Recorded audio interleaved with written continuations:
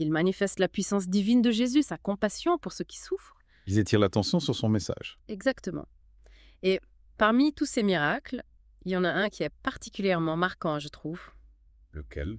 La multiplication des pains et des poissons. Ah oui. Parce qu'il ne s'agit pas juste de nourrir la foule physiquement, mais aussi spirituellement. Ce miracle symbolise l'abondance de la grâce divine, la capacité de Dieu à pouvoir aux besoins de tous.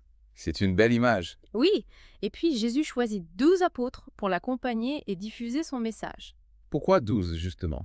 Eh bien, le chiffre 12, ça renvoie aux 12 tribus d'Israël. En choisissant 12 apôtres, Jésus symbolise la refondation du peuple de Dieu, ouvert à tous ceux qui acceptent son message. C'est intéressant. Et au cœur de ce message, il y a le sermon sur la montagne, un discours qui a marqué l'histoire. Ah oui, absolument, les béatitudes. Heureux les pauvres en esprit, c'est un vrai renversement des valeurs de l'époque. La vraie richesse, la vraie force, elles sont dans l'humilité, la compassion, la recherche de la justice. Exactement. Un message exigeant, bien sûr, qui appelle à aimer ses ennemis, à pardonner, à tendre l'autre joue. Pas facile à appliquer au quotidien. C'est clair. Mais c'est un message d'une force morale incroyable. Un appel à dépasser la violence, la vengeance, pour construire une société basée sur l'amour et la réconciliation. Un idéal puissant. Mais malgré ça, des tensions apparaissent avec les autorités religieuses et romaines. Oui, parce que Jésus dérange, ses paroles, ses actes, ils remettent en question l'ordre établi, le pouvoir des prêtres de l'occupant romain.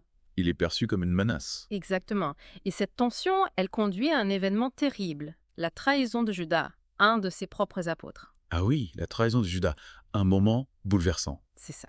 Ça montre que même parmi les plus proches, la fidélité peut vaciller. Pour Jésus, c'est un moment de solitude et de douleur immense. On imagine. Et Judas livre Jésus aux autorités qui l'accusent de blasphème et de rébellion. Oui, il est condamné à mort et subit la crucifixion. Une méthode d'exécution romaine particulièrement atroce. C'est un supplice horrible. Jésus meurt dans d'atroces souffrances.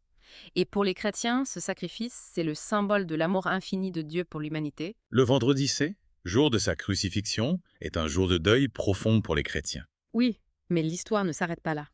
Heureusement. Le troisième jour, Jésus ressuscite. L'événement central de la foi chrétienne. Exactement. La pierre angulaire, celle qui donne sens à tout le reste. La résurrection signifie la victoire sur la mort, l'espoir d'une vie éternelle. C'est un message d'espoir incroyable. Et oui, et après sa résurrection, Jésus apparaît à ses disciples pendant 40 jours. Avant de monter au ciel, l'ascension. C'est ça.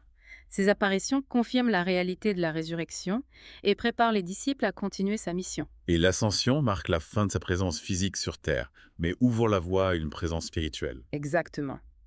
Voilà donc, en quelques mots, le récit de la vie de Jésus. Une histoire qui a traversé les siècles et qui continue d'influencer notre monde aujourd'hui. C'est certain. Et vous, comment cette histoire vous touche-t-elle personnellement? En quoi éclaire-t-elle votre propre vision du monde? On vous laisse méditer sur ces questions. Et on vous encourage à explorer la Bible pour découvrir par vous-même la richesse de ce récit. À bientôt pour une nouvelle plongée. Au revoir.